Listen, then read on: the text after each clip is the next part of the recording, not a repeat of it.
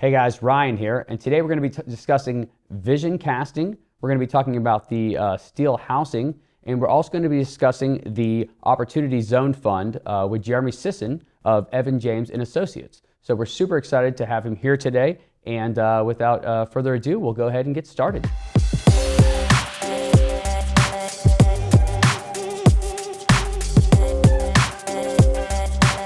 All right, guys, I'm your host, Ryan Pearson, along with my co-host here, Scorpio Mosley. Today we are going to be interviewing Jeremy Sisson as well with the Evan James and Associates.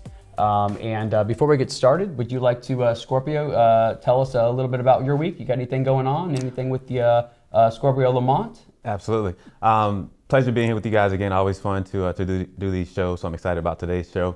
A little bit about a couple of things that's going on with myself. I typically try to get my product out to different folks, influencers and things like that, if you will. So most recently, I was able to get a pair of glasses in the hands of John Sally, so four-time NBA champion, able to connect with him, and he gave me a shout out on social media. So that's always fun to be able to accomplish things like that, and we'll continue to try to move the envelope in that regard. But enough about me. How about you? Anything going on with you? Man, that's super cool. So for me, I mean, I have a project going on with the Nuclear Business Club, our parent company. Right now, we're working on providing some marketing opportunities at no cost for a bunch of different companies in the Central Florida area. So we're super excited for that, and that's a big a big thing that has not been done before. So we're just looking to help some companies scale at no cost to them. So more to come on that. But if you're interested in that, you can always check out the Nuclear Business Club website. We don't want to waste any more time. We want to talk with Jeremy. How you doing, Jeremy? Thank you so much for being here today, by the way. Doing well. Thanks, guys. If you wouldn't mind, Scorpio, first off, just so the viewers know, Scorpio, thank you for pulling this interview. I really appreciate it. Do you mind telling the audience where you met Jeremy? Yeah, Jeremy and I came in contact a couple years back, just in the community, different events and things like that. And you always know when you come across folks that pour a lot of value into the different contacts. So when I spoke with him, I just kind of understood a lot of the things that he had going on. And once we started doing this show, I realized if we're talking about business, if we're talking about people that are successful in the community, Jeremy Sisson is one of them. So excited to have him here today and learn more about his story. I'm sure our viewers, subscribers will be excited to hear more about it as well. It's good to be here. So is this the point where I actually have to give you $100 for that intro? Can I take you with me as we go around talking to folks? Absolutely. So a little bit about me, and thanks for having me, guys. I was born and raised in the great state of Kansas in the Midwest. And this is the point where you are now to make as many jokes as you want about the Wizard of Oz. Nice. It's funny, I saw a meme recently about the Wizard of Oz, and I thought it was an interesting way to tell the movie storyline. It was a picture, the TV guide that you used to have? I don't use them anymore, but I saw the meme, and it showed the guide talked about a brief synopsis of the show.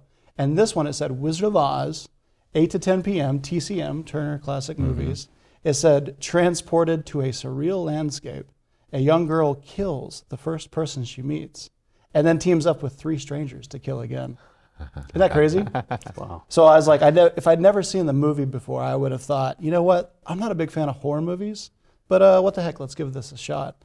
So the synopsis I thought of the Wizard of Oz was just in my mind super weird. But so that's where I'm from. I've been in Central Florida almost about 20 years now.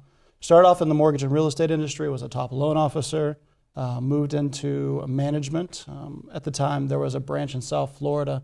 My regional manager said, hey, we're going to close this branch. They're one of the worst in the country. I have almost 400 branches. And I said, I raised my hand. I was like, I will go down there and I will revive this branch. Where was the branch located? I'm sorry. In Plantation. Okay. Yeah, Broward County. So I went down, basically had to get rid of almost everybody except for some of the processing staff, and I kept the team lead. Built this that branch from the image of the Lake Mary branch where I came from, which is one of the best in the Southeast United States. And then within, I believe, about 9 months, we were one of the top branches in the country in terms of production and revenue. Yeah. So from there, just kind of it bit me. I stayed with mortgages and real estate. I just fell in love with doing deals and making sure that people were getting into homes that they wanted to be a part of. So from there, I actually went over and started Emerald Financial Group, which was a mortgage broker business, had 30 loan officers, had a huge office on the Heathrow Golf Course, And then, as most people know, 2008, 2009 happened. Well, really, October 2007 is when things started hitting. The mortgage implosion, which happened, which obviously caused the Great Recession. And from there, it was very tough in the mortgage industry. So we did very well up to that point. At that point, I had to reassess my career. What do I want to do, right? Do I want to stay? Do I want to keep trying to make this happen? Or do I switch gears? Thought about it long and hard, went on a little bit of vacation, a sabbatical, came back, and then I said, you know what, let's do real estate. Because the market is at a position in the cycle where it's a good time to be in real estate, right? So I got into residential real estate, did that for several years, and then I switched over to commercial real estate. And I'm sure you guys are familiar with Marcus and Millichap. Yeah. They're a commercial real estate brokerage, the best in the country. I walked in, I said, I want to be here. The manager said, do you have an appointment? I said, no. And I said, I researched every commercial real estate brokerage, and I want to work with you guys. And he's like, come on in. Wow. Because, I mean, think of it from a sales perspective. If you say that to any kind of sales manager, they're probably going to hire you. Right. So I walked without an appointment and got a seat at the table, learned from the best in the business, and then went over to Evan James and Associates, which is a boutique commercial real estate brokerage here in Central Florida, and been growing that ever since 2013. Started as managing director, and now I'm the CEO of the firm. And you started as director? Managing director. Wow. Yep, and we've been growing ever since. We have quite a bit of book of business. We work with buyers and sellers, tenants, landlord representation. We do financing for clients. We recently started the American Steel Collection, which is high-quality steel-framed homes, which is wholly owned by our commercial real estate brokerage. I saw that, and they're quite affordable. They really are. It's incredible how affordable they are compared to traditional housing from, say, Meritage or one of these other companies. Yeah, our goal was to give back to America because we actually signed a 10-year contract for the entire United States. Wow. So if anybody wants these homes, the American Steel Collection, they have to come through our brokerage here in Central Florida. But our goal was to bring back the American dream to everyone who really just doesn't have it. Because incomes have stayed flat, real wages have stayed flat over a specific amount of time. We've seen housing prices just jump through the roof. And so what happens is people just can't qualify. You know, maybe they'll get a pre-qualification letter for $200,000, but that's not enough to buy a house when the average house price is $235,000 or $250,000. And so our thought was, let's come up with something. Let's come up with a product that is innovative, that is forward-thinking, that does it differently, because the construction industry itself only spends about, I'd say about 0.5% in R&D. Obviously, they don't have to. Why would you change things if you're making a lot of money, right? And so we looked at all of these variables and said, you know what? Let's start interviewing modular home companies who are very successful, have everything in place. And so we interviewed about 24 companies, and then long story short, we actually ended up partnering with someone who's overseas who does this very well, been doing it about 15 years. And so the American Steel Collection was born through that relationship. And so now our price point's anywhere between $80,000 and $150,000. Wow. You can get a 4-bedroom, 3-bath for about $175,000. I saw that. And let me ask you this though: do you guys have? Do you purchase like land plots into like residential neighborhoods, or is it basically someone would own a plot of land and you would sell them the equipment or the service? How does it play out? Well, we act as a supplier right now. We're not a GC, so we work with GCs, we work with architects, we work with engineers.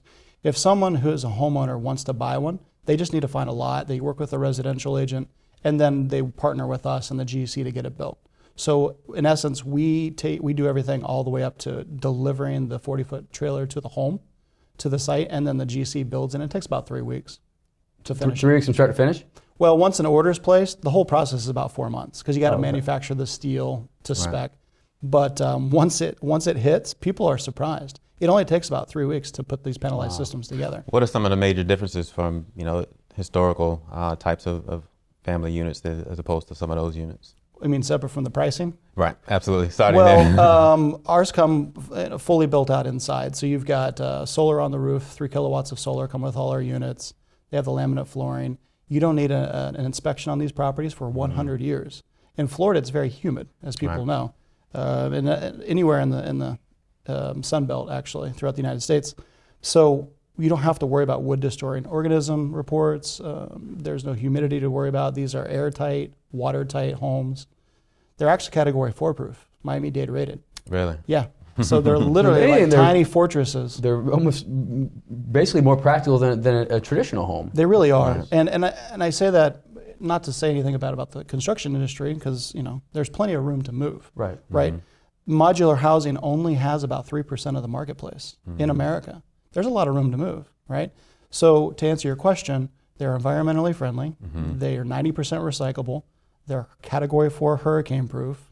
They have impact shatter resistant glass. Wow. I mean, the list goes on and on. The siding is made of a specific type of a rock that you don't have to clean it off or replace it ever.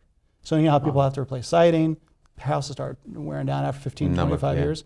You can literally do nothing to these homes for 100 years and it would be exactly as of the day we built it.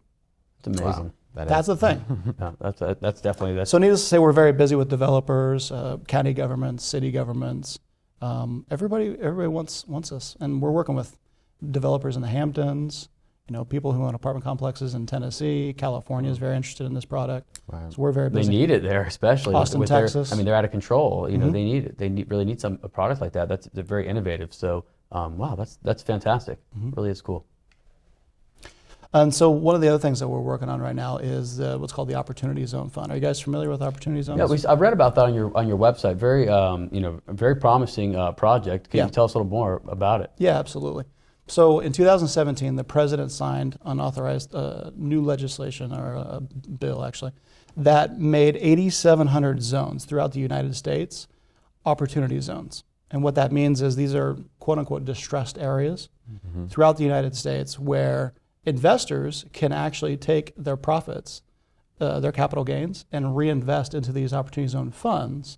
And then after 5, 7, or 10 years, they can basically negate their capital gains. If they leave their money in an opportunity zone for at least 10 years, they don't have to pay capital gains on the money that they've put in or the money that they'll make in terms of profit. Wow. So that's kind of in a nutshell what it is. This was a brainchild of the Obama administration, and then President Trump actually put it in place. So now all the governors have certified it as of 2018. Every state has their own opportunity zones. The state of Florida has about 427, I believe. Is it any specifically that you're more active in the Central Florida market, or are you guys still kind of? Yeah, we've got about a dozen projects that we've identified, and you can buy buildings, any kind of commercial real estate. But we've decided, and that was one of the things that we thought about as a leadership team, is like, what if we had our own product where we could go vertical? And that's kind of where the steel collection came from. Right. Because if you have a product like the American Steel Collection, you can increase profit margins for your passive investors for an opportunity zone. So we're different between any other opportunity zone fund because we're literally building from scratch our own projects with our own inventory. Using the Steel Fund commercial buildings. Absolutely, and our returns are anywhere between 15 and they're nice looking buildings. 15 and 30%. Very sharp buildings, yeah. So I don't know any investors in the world who's going to turn down a 25% return in ROI. Do you guys know? No. Still looking. So it was a win-win for us. If they are. Yeah, and we were focused on the state of Florida because look, we thought about expanding throughout the entire country. We're like, let's start here. Fund 1, $125 million. Let's close out this Opportunity Zone Fund. And probably by the end of this year, we'll be finished with raising those funds. And then what we're going to do is we're going to lever up about 50% debt. So we're going to be putting in, as a brokerage, about $250 million into probably about 40 projects statewide. Wow. That's with intense. Incredible returns for our investors. That is awesome. Yeah. So it's a little bit about what I'm doing these days. Is there a specific fund to find you if you wanted to get in on that investment? Or Yeah. Anybody can just go to ejrealestate.com. And there's a tab for opportunity zones. There's a tab for the American Steel Collection. Very cool. Yeah. Awesome. I love that. Good stuff. Yeah. Very. And other than that, just staying busy, loving life. I did a little bit with Guys with Ties for years. Yeah, I wanted to ask you about that. Sure. That's interesting. I know you do a little. You've been to a couple of their events. That's kind of the way we kind of connected a few times through a lot of those events. Definitely tell us a little bit more about that, and obviously some of the charities that you guys benefit. Yeah. Well, I couldn't even tell you all the charities. There's about 55 charities. So to back up, the organization was started by a gentleman in 2005 and 7 of his friends coming from law school, and we talked about this a little bit earlier. And they wanted a way to give back to the local community because they just came out of law school. They were hanging out, they were young, they wanted to have a good time. And so they said, why don't we host parties because people like hanging out with us, and then let's give the money, because we don't need the money, to local nonprofits. And that's how Guys with Ties Philanthropy was born. Wow. And so fast forward now, I've been a part of the organization since 2014. And this past year, I was the chairman of the board, and before that, I was president. So we actually host parties throughout the year. Hundreds of people come to these events. You had to buy a ticket. We just had our White Party fashion show in August. And we raise money for local nonprofits. So, for example, in 2018, we raised about $40,000 for 15 plus local nonprofits. Nice. The big charity of choice last year was the Orlando City Soccer Foundation with Kay Rollins and her team. Mm-hmm. We raised about almost $13,000 for them. They were the beneficiaries of the White Party. Nice. And so we pick a charity or two for every event that we host. So for example, they can go to guyswithties.org or guyswithties.com. We have a Halloween party that is legendary. It's coming up here pretty soon. So you can check that out and get tickets.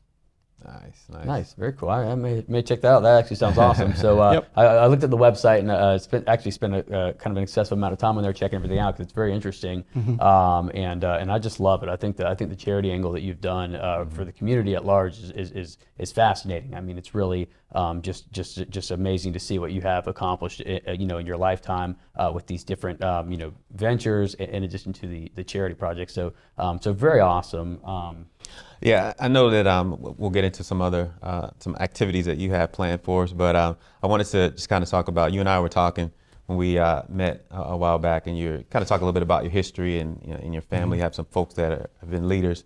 Can you talk a little bit about how that how that leadership gene was developed in you? Because obviously being CEO of Evan James, sure, you're on the board at Guys with Ties. Mm-hmm. Where did that come from?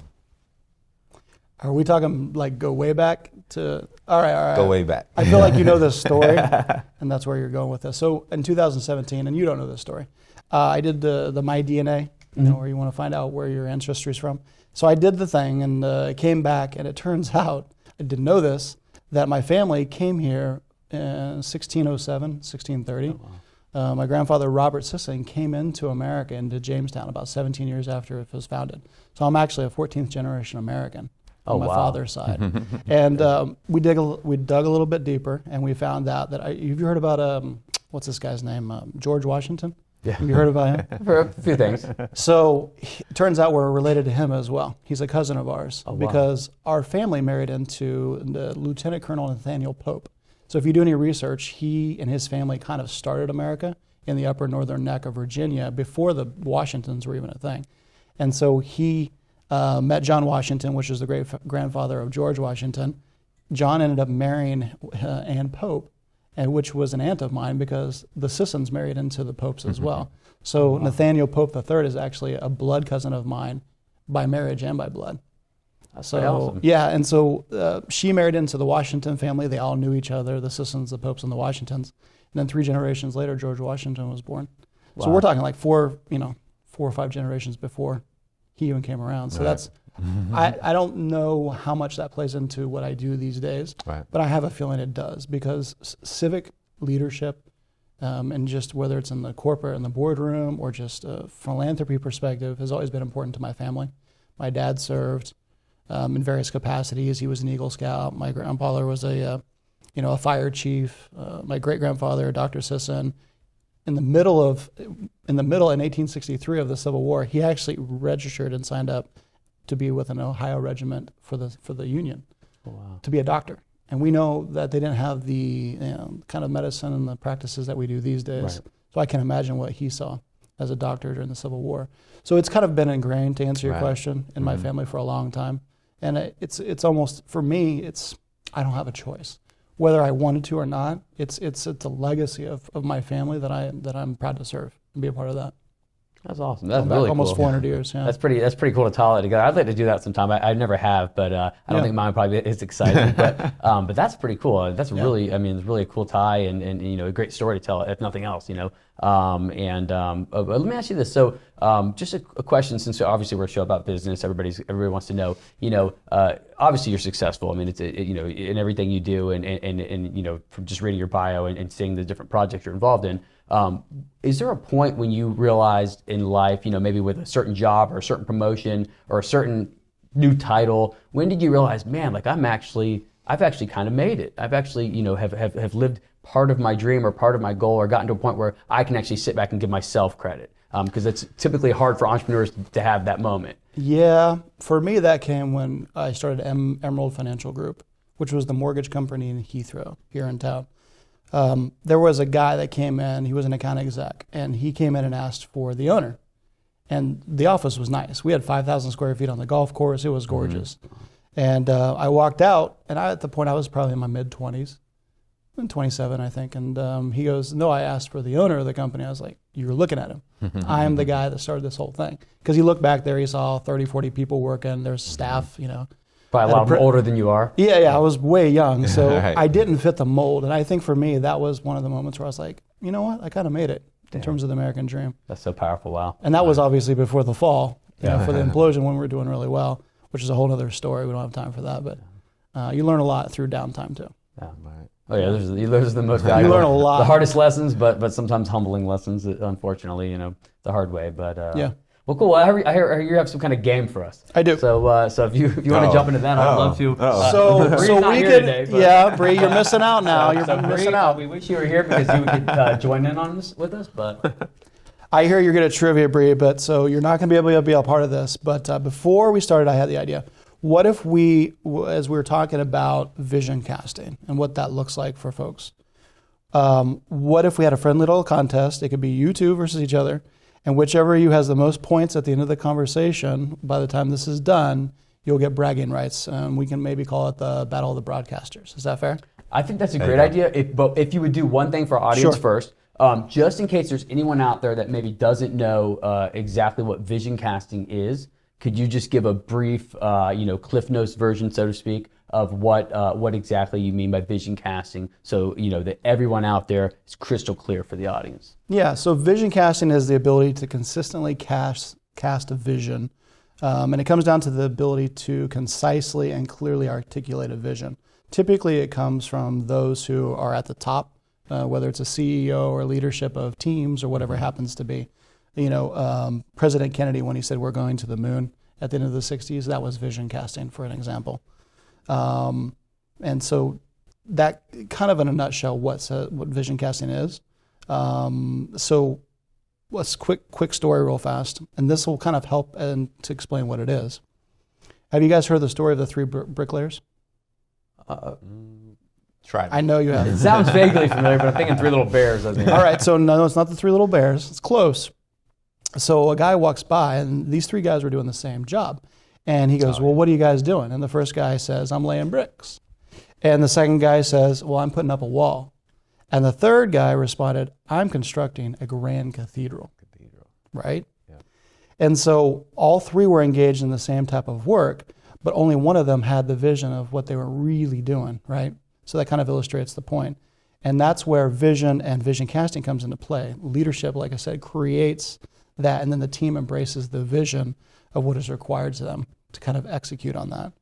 And so I hope that answers your question, because I have a point up for grabs if you guys are interested. Yeah, Go for throw it. it out. All right, here we go. I'm going to start easy since we talked about the Wizard of Oz a little bit, and I'm from Kansas.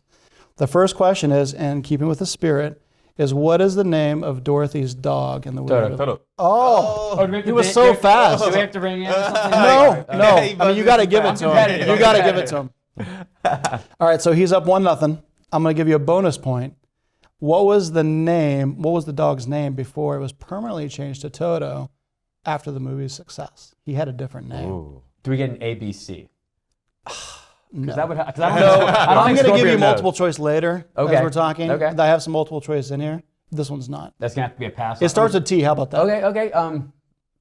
Timmy. Tito. Tito, no. Timmy. What was it? Timmy. Timmy? That was a good No, guess, though. it was Terry. Oh. And if you Google this, the dogs actually had a relationship with Clark Gable. Oh wow. Yeah, famous actor. So you'll have to look that up. It's Terry. Terry was the name Terry of is Toto. the name. Yeah. Okay. There you go. All right, so let's talk a little bit more. What you got? Mm, I'm ready. Okay. We need some buzzers. I'm gonna give you a couple more. These are multiple choice, and then we'll kind of talk a little bit more about vision casting. Okay. A groundbreaking Harris poll found that blank % of workers could identify. I'm gonna give you some choices now. blank percent of workers could identify their organization's most important goals. Is it 10, 15, 25, or 40%? 15. Well, it's you both get a choice. I'm going to go 10. You say 10, you say 15, Scorpio? The answer is 15. So 15%. I don't want to take the same one, but. So 15% of workers could identify their organization's most important goals. Now, I don't know about you, but to me, that sounds a little low. That's very low. Yeah. 85% of most workers can identify their own organization's important goals. That's a huge red flag, right? They're laying bricks. Is that from a leadership perspective or an employee perspective? Well, that's just a ground. Overall. That was just a Harris poll so overall, yeah. And so the next two actually play into that as well. A majority of workers, blank percent, did not understand that what they were supposed to do to help the organization achieve its goals. Here's your choices: 22%, 26%, 51%, or 62%. 51. 26. 26 and 51. Ryan won. Yeah, It's 51%.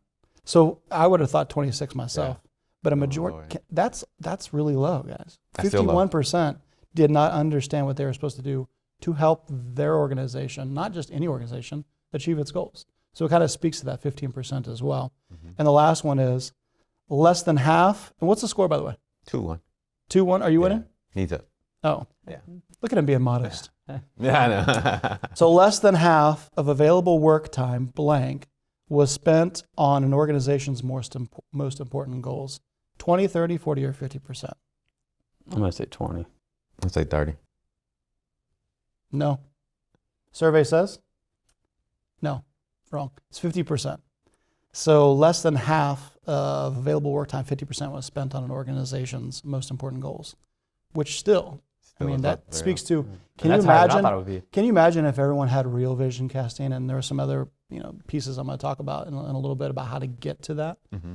Can you imagine if every organization, small business, major corporations, were really on point and really within plus or minus 10% of the needle? That would be a tremendous impact on productivity. I think it'd be dangerous, though. It'd be scary dangerous. It'd be hard for everyone to be at such high levels that it would just be so intense. I got to work 24 hours today. I can tell you what, though, everybody be getting pay raises. That's true. Yeah. If everybody worked on commission, everyone would be getting pay raises. Or no, because they're salaried. You have meet, exceeds, or below your goals, right? If you start blowing away your goals, you're going to move to the top tier, and you're going to start getting promotions over everybody else. That's true. And more money. So to everybody listening, start vision casting, right? Now, before you go into some of these other aspects of it, sure. Did you find yourself kind of operating in that space of vision casting and then realize that's what I'm doing? Or did you come to the understanding or to the conclusion that I need to start doing this at a greater clip so that we are more efficient and more successful in what we're doing? The answer is it depends on which company. So with Evan James and Associates, we just kind of started. We were just really busy with lots of clients, lots of referrals. Didn't really get into the minutia of the vision casting, mission, vision, values until later on. However, I can tell you the American Steel Collection, which is the steel frames we talked about, we absolutely had those conversations. We're continuing to have those conversations because we know it's going to make such a huge impact on the housing market in the United States. Right. So, for example, when you're vision casting, you want to give something that's large. It's a BHAG, and we'll talk about that in a little bit. But our BHAG is, let me pull it up. I believe I should know this off the top of my head. I'm going to get in trouble with the guys. Oh, Bree was here. She'd rail you. Yeah. 25%. So our goal is to basically supply 25% of the modular homes in the entire United States by 2040. Wow. So 1 in every 4 modular home will be sold by us, which I have this feeling. And do you have a percentage of market share at this point, or is this still within the next 12 months? We'll be at 1%. Okay. Yeah, so we've got some climbing, which is still 800, 900 units a year. Right. That's not bad. Right. But 25%, that's a fair amount. Well, and being that yours are obviously much more durable at long term too, I think it'll be the obvious choice for many people replacing and moving forward. Right. And so we talk about vision casting a lot, and people sometimes get confused of vision casting versus mission statement. Have you guys heard those terms? So is it all right with you if I kind of explain? Yeah, please. We want to make everyone to understand. Okay, so we talked about the vision. That's describing where a company aspires to be upon achieving its mission. And this statement reveals the where of the business. but not just where the company seeks to be. Rather, a vision statement describes where the company wants a community or the world to be as a result of the company's work. So some of the vision statements from well-known companies to give you kind of a sense of vision representing a brand. Alzheimer's Association, their vision is a world without Alzheimer's disease. Teach for America says one day all children in this nation will have an opportunity to attain an excellent education. And then here's for a point. By the way, what's the score? 2-1. Yeah. Is he still winning? Yeah, he's still winning. Oh, that's right. Neither of you got the last one. No, it's got the last one. I'm going to give you this one. This is blank. You got to tell me the corporation. It's whoever gets it first now. A computer on every desk in every home. Microsoft. What'd you say? I said Apple. He's right. Microsoft. Tied 2-2. Yes. So Microsoft at its founding said that a computer on every desk in every home. And that's kind of what they stuck to. And I think they've done a good job with that. So then a mission statement in some ways is an action-oriented vision statement, right? It's declaring the purpose of an organization serves to its audience. So this often includes a general description of the organization, its function, and its objectives. And ultimately, a mission statement is needed to clarify the who, what, and why of a company. It's the roadmap of the company's vision statement. Does it make sense? Okay. And so as the company grows, its objective and its goals may be reached and they may change. Therefore, the mission and the vision statements should be revised as needed to kind of reflect the business's new culture and the goals to make sure that they're met. So I have a couple here which are actually vision statements. Two of these are for points, and this one I'm about to read is not. This one's from Honest Tea. Have you guys heard of Honest Tea? Yeah. To create and promote great tasting, healthy, organic beverages. Right? Clear, simple, to the point. This one's for a point. It's tied 2-2. This one says to create a better everyday life for many people. Oh. You love this place. It's really busy on the weekends. It's a retail operation. They're not based in America. They have a huge building, Mall of IKEA. Millennia.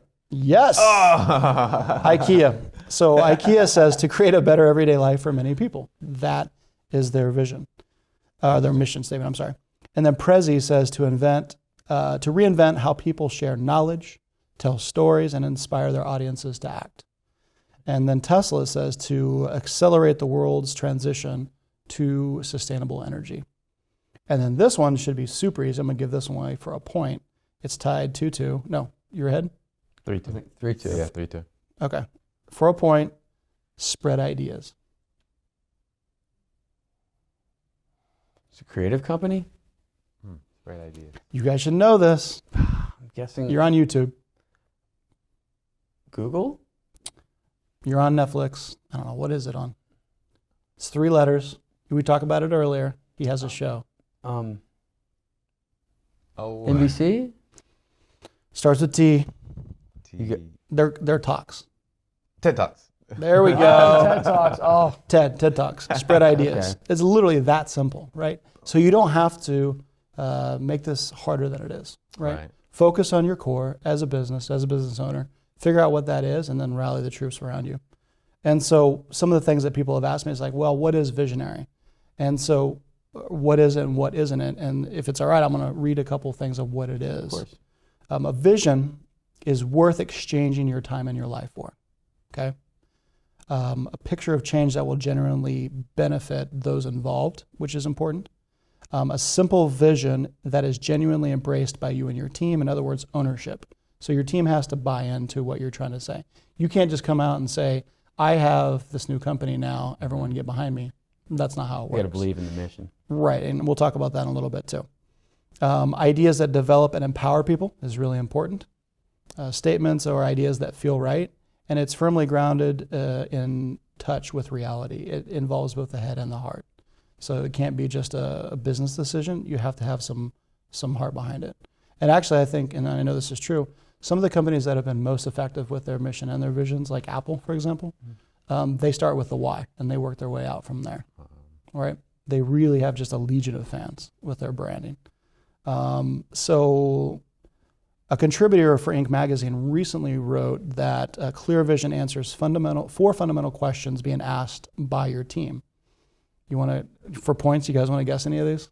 4 fundamental... 4 fundamental questions being asked by your team. So if you're a team member and you're trying to set new vision, what are your teammates going to ask? I'll give these for points. What's the score? It's 3-3. How do we make It's additional? tied up. How do we make additional revenue for the project? No. Go a little higher, 30,000 foot. Um, Oh, wait, you already tried. Scorpio gets a shot. Give me the question one more time. Sorry. All right. Let's see. A clear vision answers fundamental four questions being asked by your team. So what are those 4 questions? I'm ready again whenever he's done. You can pass if you Why want. are we in the business that we're in? Yeah, I'll give you that one.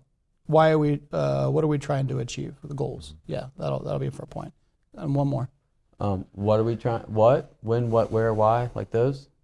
Potentially, yeah. I mean, those would be my 4. I'm not sure. That would be my 4. Is what are our goals? How do we get there?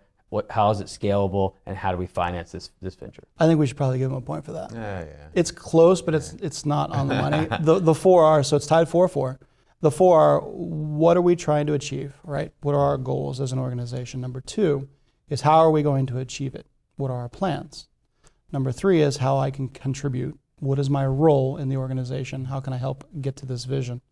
And then what's in it for me? Because there's always a WIIFM, right? Right. You guys have heard that. You have to have rewards, right? You have to have the carrot, not the stick. So clarity of our answers to these questions is directly proportionate to the clarity of our vision. So if you forget to answer any of these and you just assume that your team knows the answers, then your vision is going to become blurry. And it's going to be like a disconnected megapixel, right? You just don't see the bigger picture. You'll have a team going in different directions, or worse, not wanting to step out on new ventures that may be happening. So a vision helps teams see where they're going and how they can help out in the future. So people naturally feel more connected and more accountable for their performance when they're clearly understanding that they're part of something bigger than themselves. And that's really one of the key takeaways here. So take a moment to cast a high definition vision, and it'll inspire your team to kind of venture into those new exciting projects. So I think the takeaway for this piece is high definition vision versus blurry vision. So you can have vision. My suggestion is to talk with some mentors and people who are in the industry or people that you respect and trust in the business world, and have them test those out for you, right? All right, so here are some probing questions that business owners should ask themselves. I think this is important for your small business owners that are listening. Can my team clearly and consistently state the vision of our company or our team? Back to those percentages that are super low. And which of the 4 fundamental questions do I need to do a better job of answering for my team? Okay, that's important. Yeah. And this is the business owners. So if it's all on them, then what? Then you've got some work to do. So if they don't know the answers, then that's on you. And there's a phrase that we use at our brokerage a lot, and it's basically like, we set aside time as a leadership team to work on the business and not in the business. And I'm sure you guys have heard that in the past. And we use that all the time because people will get so busy in their day to day. They're running through, they're doing this, they're doing that, and then Why you're even there? You throw in the personal life and church and everything else, and you lose track.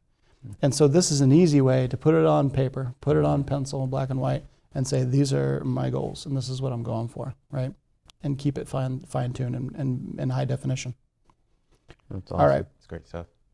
Yeah, especially So, with like you said, with the vision casting and with being, with having those visions, I think it is important because a lot of times I find myself, I'll have a vision or like I see like crystal clear what I want to see, but for me, I guess the challenge sometimes is kind of painting the picture for others, especially like with artistic stuff. I'm not an artist, so if I try and get I may have an artistic vision for a project, and I'm like, hey, this is what I want, but depending on that artist, style or influence, sometimes it can be, variation. So, Right. so I get the challenge there, and I think that's really cool. To like you said, have a crystal clear vision, make sure that you stick to it, and don't vary, and make sure that everyone else also understands the vision. You might be crystal clear in your head. You also created it, Right. So I love that. I appreciate that. I've got another point up for grabs if you guys are interested. Do it. So what's the score? This guy's ready to slay. You're the over here. scorekeeper, Ryan. So yeah. I think I got about 3. It's 3-3. Is it 3-3 still? Yeah. All right. So this comes from a best-selling author. He's written dozens of books, and then 5 years ago he was named to something. I'm not going to tell you what he was named to because it'll kind of give it away, but I'm going to tell you one of his quotes. Okay, here we go. Failed plans should not be interpreted as a failed vision. Visions don't change. They are only refined. Plans rarely stay the same and are scrapped or adjusted as needed. Be stubborn about the vision, but flexible with your plan. I don't think you said it like a pastor like that. Simon Sinek. That's actually pretty close. You want to guess before I give another hint? Is it a pastor? He's a pastor. I'm going to go Joel Osteen. It's a good guess. Starts with J though. He was named 5 years ago as the #1 leadership and management expert in the world by Inc. magazine. He's written a lot of books on business and leadership and management. I've read probably at least 80% of them. Hopefully he's not watching this. He's going to be mad. I haven't read them all. 80%. And the answer is John C. Maxwell. If you're going to play in this space, you got to read John C. Maxwell because he is the preeminent author in this. And I've got some books that I can talk about at the end if you want. Awesome. Yeah. That I would recommend recommendations. for people. I mean, I brought 7 books that I put on a list that I think people would be interested in reading. Audio books available, do you know? Sure. Those? Yeah, absolutely. I love the audiobooks. I'm an audio guy. All right, so let's switch gears and let's talk about catching a vision, right? So catching the vision is ultimately more important than casting the vision because, to catch a vision is to be aligned with the vision. Without alignment to the vision, you won't be able to move in the same direction. And then you have to have that synergy to keep moving through the obstacles. Because ultimately in business, there's going to be a lot of obstacles. For example, going back to the mortgage company, we didn't know that there was going to be a mortgage implosion in early 2008 and late 2007, but it happened. And how do you react to those situations, right? Let's see here. Do you mind if I stop you real quick on Sure. that? Because that's interesting, especially since I know that you felt that the mortgage company was probably your moment when you realized that you had started to gain traction and kind of excel a little bit. What was your initial vision for that from a vision casting standpoint? And did you see, obviously you couldn't predict the housing crisis, but did you feel like you followed through with that completely on that vision? I mean, as far as, to the best of your ability. Well, to the best of our abilities, we could. We actually ended up downsizing, and we kept some of the staff, but we didn't keep everybody. So we did the best we could, given the environment that we were in. Because everybody fell out. I mean, I'd say probably 75% of real estate agents and mortgage brokers and mortgage loan officers fell out in that time frame. And I know a lot of the folks that are still in the business, they're doing really well because everybody left. Right. It's always easier when you don't have any competition, right? Everybody was a real estate agent back then. Yeah, everybody in the, I have a sister that's a real estate agent. Right. She's almost done a deal.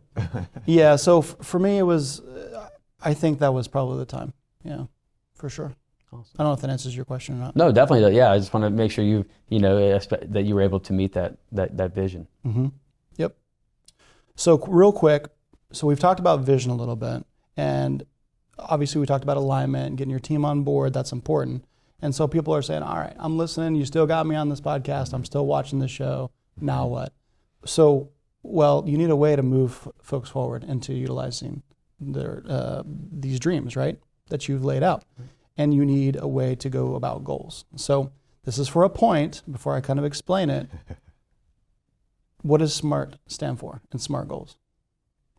Oh, simple.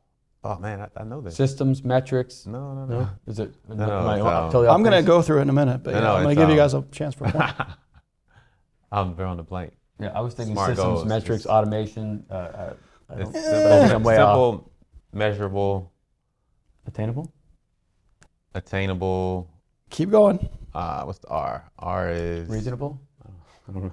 Realistic. Realistic and timely. Yes. Well, assignable, but that's close. You both get a point for that. Yeah, absolutely. So it's specific, measurable, assignable, realistic, and time related. So specific is you target a specific area for improvement. You measure the quantify or at least suggest an indicator of progress. And this is for, setting out goals and how we achieve this vision. Assignability is specify who's actually going to do it, because I'm sure we've all been in those meetings where people are just talking in general and no one was specifically assigned. Right. And then you come to the next meeting and they're like, no one took ownership of it and nobody did anything. Right. That's talking, these SMART goals will alleviate all of these issues, right? So from a leadership perspective, if you're not working towards SMART goals, you're missing half you're missing half of everything, actually, in my mind, or more. R is realistic, so state what results can realistically be achieved given available resources. You can't, as a manager or a CEO or anything, go to someone and say, I want you to build the second Taj Mahal for me, and I want you to do it in 30 days. That's not realistic. Right. That's not going to happen, right? So give people goals that they can realistically achieve, and then make sure that they're time related. And this thing I cannot stress enough. You have to be very specific of when it needs to be achieved by. So it needs to have a time stamp on it. Those are your SMART goals kind of in a nutshell. Yeah. And if you deploy these, once you've kind of set your vision and you've got a mission, you're kind of working from the top down, this will help your organization go a long ways into really hitting that vision, really hitting your long term. Now I want to bring something else up. Have you guys, I'll give this to you for a point. Do you guys know what BHAGs are? I can't say I do. I don't even have a guess, I'll be honest. So there's no cuss words in this. I know the A, you're probably thinking, no cuss words. It stands for Big, Hairy, Audacious Goals. You guys have heard of BHAGs? It was an idea that was conceptualized in the book Built to Last by Jim Collins and Jerry Porras. And they actually, it's a long-term goal that changes the very nature of business existence. And there's this woman, Miss Gregory, she wrote an article and she talked about how BHAGs are meant to shift the way we do business, the way we perceive the industry and possibly even the industry itself. So when I read that, that talks to me about the American Steel Collection. So that's one of our BHAGs, is just having that division, because it's kind of it's going to help reinvent the industry itself. And so they describe BHAGs on the corporate level as nearly impossible to achieve without consistently working outside of a comfort zone and displaying corporate commitment, confidence, and even a little bit of arrogance. And so BHAGs are bigger, they're bolder, they're more powerful. They're usually long-term goals, 10 to 30 years to hit those. And it's something that everybody can kind of get some buzz and some excitement about, right? So BHAGs are important, and that's you said typically 10 to 30 years? 10 to 30 year commitment. Okay, so these are longer term goals. They're your huge goals, right? And so life's work type. That goal should speak to your vision for sure. More connected. They're very aligned with the vision, absolutely. But that's a goal where you can actually break down a BHAG into smaller pieces. Eat the elephant a piece at a time, and you can break that up using SMART goals to give it to your team members. Right. You really can. So. Is that a goal? Would you the BHAGs? Is that a goal that you would suggest sharing with the team, or is that sometimes too large of a vision for those who don't think is large? Well, BHAGs usually would incorporate the team itself. So you want to the first step. It's really a 3-step process. You really want to conceptualize it first. You want to think through it and what you're going for, and you're going to need input from everyone for a BHAG. This is the part where you really get all hands on deck. So the team's got to be on board with the vision. Minimum of 10-year action-oriented, it's innovative, it's compelling, it's exciting. And then step 2 is you got to test it, right? So you have the BHAG in mind, you want to run through a feasibility study, you want to check the gauges. Is it long-term? Is it something that will require you to stretch outside your comfort zone? Does it create momentum? Does it excite you and stimulate you and the team members? And then once you've kind of ran it through the system a little bit, then you got to commit to it. So like we talked about a little bit, you've got to commit just like to the vision. Right. You've got to commit to your BHAG. And so if you've tested it thoroughly and you've ran it through the due diligence of your teams, then you should be able to keep it there and keep it going. But I can tell you, people who have worked through this process have seen their sales and their branding skyrocket through the roof, like hundreds and hundreds of percentages of increases on a quarterly, yearly basis. So I don't know anybody who's in business to stay stagnant or lose market share. I don't know if you guys, I don't know anybody. I mean, they should sometimes. They should go. Yeah, it happens all the time. Actually, you'd be surprised how many times that happens. But I'm not a fan of that. I'm more of a if I'm going to be in business, let's try to do it the best we can. Right. You wouldn't go to somebody in healthcare and say, yeah, you're okay on that surgery. That surgery was fine. That was fair. It was a mediocre, a C-. Right. You got my pancreas out. I mean, it was close. So the antibiotics will take care of the rest then. So I've got a couple quotes that I think are relative to the conversation. So I'm going to give these away for points. What's the score? Right now we're like, I think I'm probably like 6 or 7, but you're just making it up at this point. I got 6. We'll say it's 4-4. We'll say it's 4-4. No, I don't know if that's right, but we'll say it's 4-4. It sounds semi-right. It makes it more competitive that way. It's up to you guys. This is for your bragging rights, right? I'm not going to be back again. So all right. So hopefully you will, because I'm sure there's lots to talk about. Bree would love to be here too. So. All right. So here's the first one. I'm going to read the quote, and I'm going to tell you which industry they're in, and then you guys are going to get a guess. She said, "I've learned that fear limits you and your vision. It serves as blinders to what may be just a few steps down the road for you. The journey is valuable, but believing in your talents, your abilities, your self-worth can empower you to walk down an even brighter path. Transforming fear into freedom, how great is that? She is an American broadcast journalist. She has a show. Erin Andrews? No.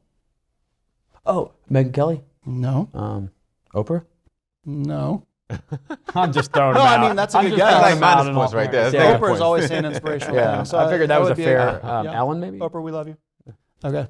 Oh man, More talk show or more news media? Talk show. talk Ellen? show, No, not the type of talk show. News media then. Okay. news media. Okay.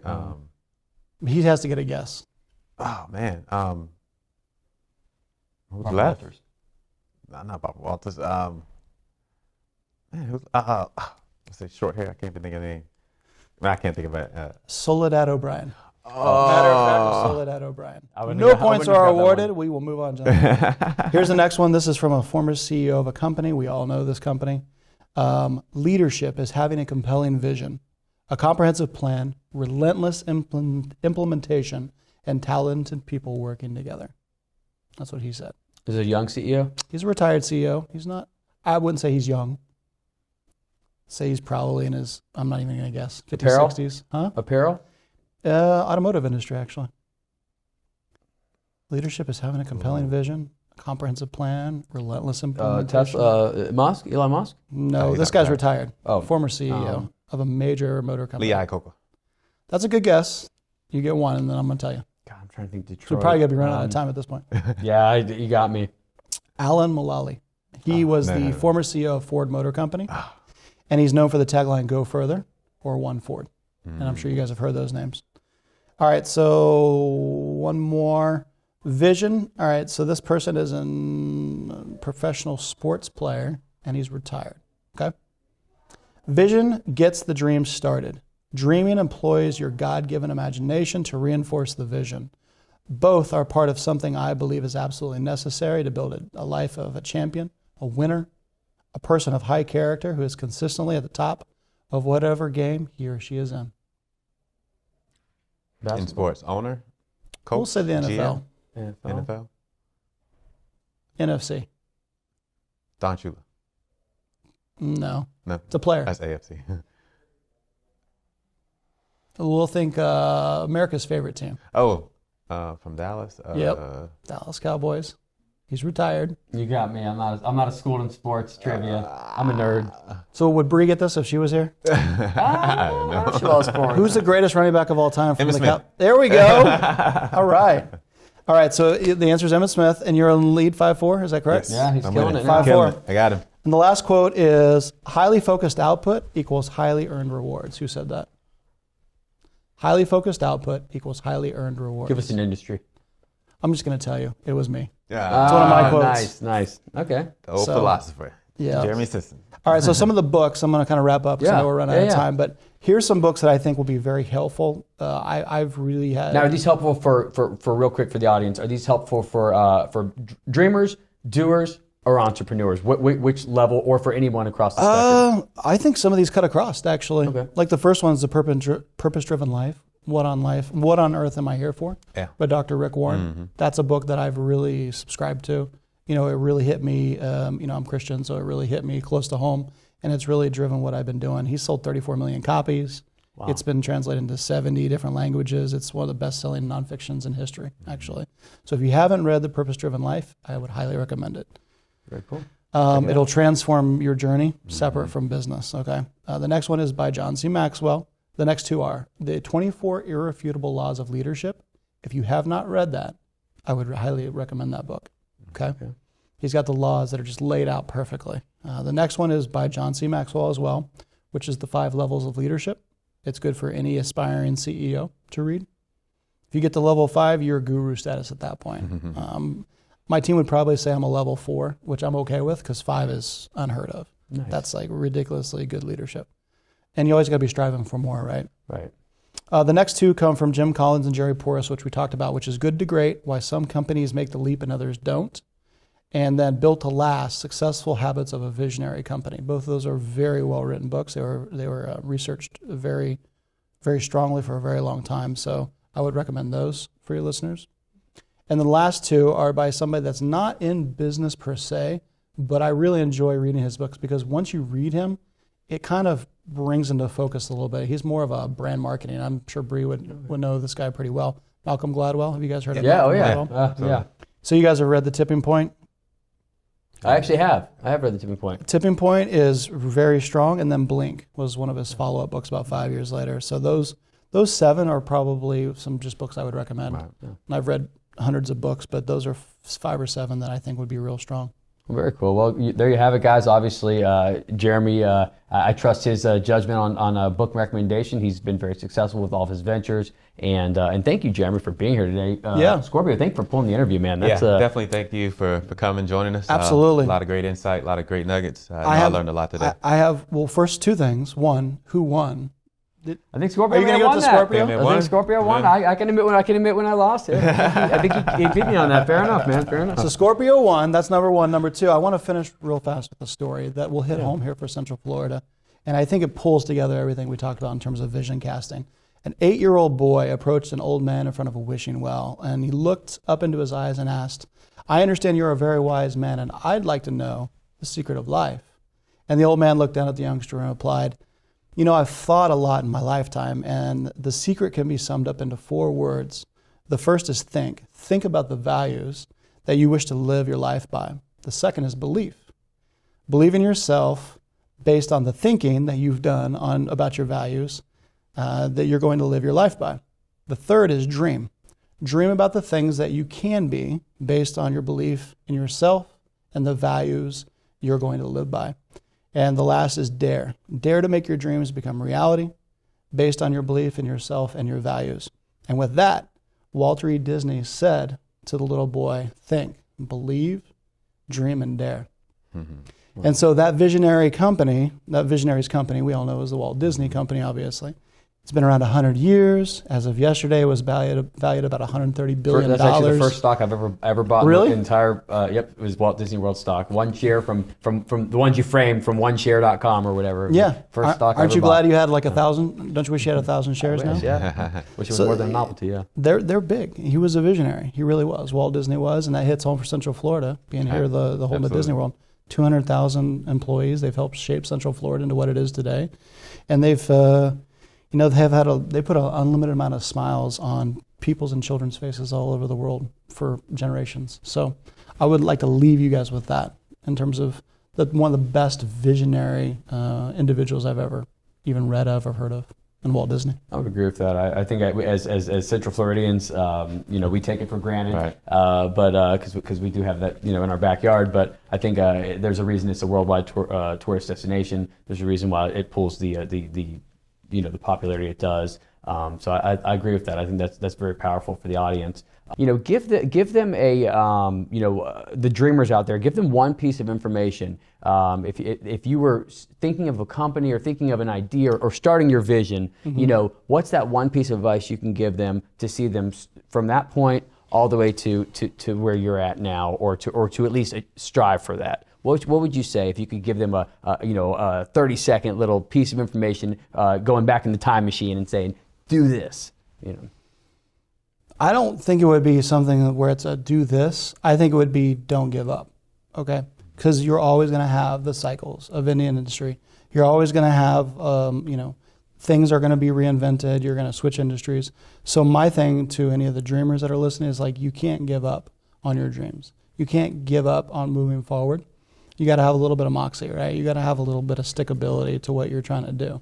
And if you don't have that, then maybe do something else. So for the dreamers and the entrepreneurs out there, that's what I would say to them. You can't give up. I'm living proof that if I would have I could have went to any other industry when the mortgage company fell out, but I didn't. I stuck with the industry, and now we're doing different things that I would have never thought and never dreamed of before because I stuck with it. Thanks again, Jeremy. We appreciate you joining us. Really great information. A lot of great nuggets to take away.